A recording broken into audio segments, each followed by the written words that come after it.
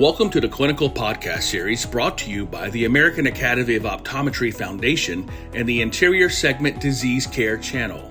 Today's episode is the impact of dry eye on job performance. I'd like to thank our host, Thomas Quinn, topical editor, Kelsy Steele, and topical expert, Crystal Brimer. Now, on to the show. Welcome, you of curious minds, to this episode of the American Academy of Optometry's Clinical Podcast Series. In this episode, we'll be discussing the impact of dry eye on job performance. I'm Dr. Tom Quinn, and our guest expert for this episode is Dr. Crystal Brimer. Dr. Brimer is founder and owner of both Dry Eye Equations and Dry Eye Institute. Dry Eye Equations is a referral center in Wilmington, North Carolina that is, quote, 100% devoted to delivering advanced dry eye care, end quote. And Dry Eye Institute is a small group, 2-day educational retreat designed to equip doctors to take the next step in elevating dry eye care in their practices. Welcome, Dr. Brimer.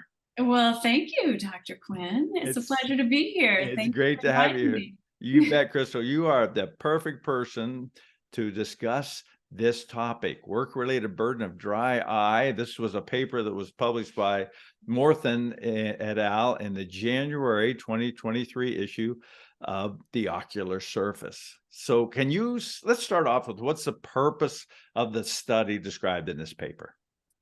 The purpose was to correlate the folks with dry eye disease, to correlate how that's affecting their work functioning ability. So their performance, but also how often are they absent? Is it more than the general public? Are they worried about losing their job? And is there a higher unemployment rate in folks with dry eye disease versus without? Okay. So in this paper, they described picking up who had dry eye by using a questionnaire, a women's health study questionnaire. What are your thoughts of employing questionnaires to detect dry eye candidates or patients? Well, Tom, I may be swimming upstream on this one, but I don't use questionnaires in my office. I surprised you, didn't I? You did. No. I know, the SPEED questionnaire, the OSDI, they've gained a lot of respect and traction, and I respect it as well. It's not that. It's just that as a screener, I want to use more objective findings instead of subjective whenever given the opportunity. So if I can use a device that shows them, here's the issue, then our treatment's based on the findings instead of how they feel.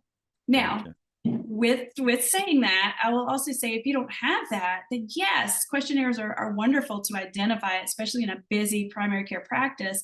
And then the other place that I see value in it is in proving improvements, right? When the patient comes in and they say, I don't feel any better, and then you can look back and you've got that same questionnaire and you're able to show that their responses are different.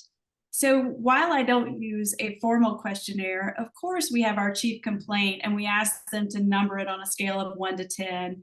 And we're asking about frequency and that sort of thing. So officially, It is a questionnaire. I get it. And I think the authors would share with you that this is a large population-based study. And so there was a lot of different examiners. And so there'd probably be a variety of grading scales involved, so that's why they did not include an objective measure. But I fully get your point and see the value in objective measures. But this study, because they couldn't do that because of the setup, they looked at subjective symptoms, and what'd they find? So what they found is that overall, about 8.3% of the population had what they deemed as dry eye disease. And they deemed it this way by asking 3 questions. Very simple. And I am in favor of just simplicity on identifying. First question was, how often do you feel your eyes? How often do they feel dry? Second question, how often do they feel irritated? And then the third question was, have you ever been diagnosed with dry eye syndrome? And it turns out that also had an impact on the functionality at work, was whether or not they had been diagnosed. So they found that folks who had dry eye disease, that there was an 8% increase in their ability to function at work. And this was similar to folks with rheumatoid arthritis. And what's the other one? This is important, I want to tell you. Yeah. Rheumatoid arthritis and IBS. So when you think about this, of how you would assume rheumatoid and IBS affect somebody's work functionality, well, folks with dry eye disease were right there in line with them. And then they had another category where they said, all right, these folks have increased symptoms, so severe dry eye symptoms, and their functionality rate was 18% more than the average public. So that correlated with the amount of dysfunction that a patient with depression or fibromyalgia would have. And when you think about that, that's significant. It's significant. Yeah. And I see that in my practice all the time too. Well, actually, I was going to ask you, so is there anything from this paper that we can take and employ in helping us manage our dry eye patients? Yes. So here was my takeaway. The folks who had actually been diagnosed did not have as much dysfunction in their workplace compared to those who had been. And so that's a huge takeaway, is yes, we need to identify them. We need to go ahead and diagnose them, but that mentally helps them deal with it. And the other thing I would say as a takeaway is give them a bad day plan. I do this with my patients all the time, especially when we've gone through our treatment series and I'm about to release them for 6 months.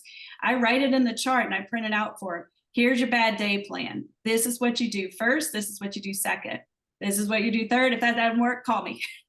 A bad day plan. I love it. And you've made our day a good day, Dr. Crystal Brimer. Thank you so much for sharing your expertise and your clinical insights on a very important topic, dry eye and its effect on job performance in the workplace. Thank you so much for being part of it. Thank you, Tom.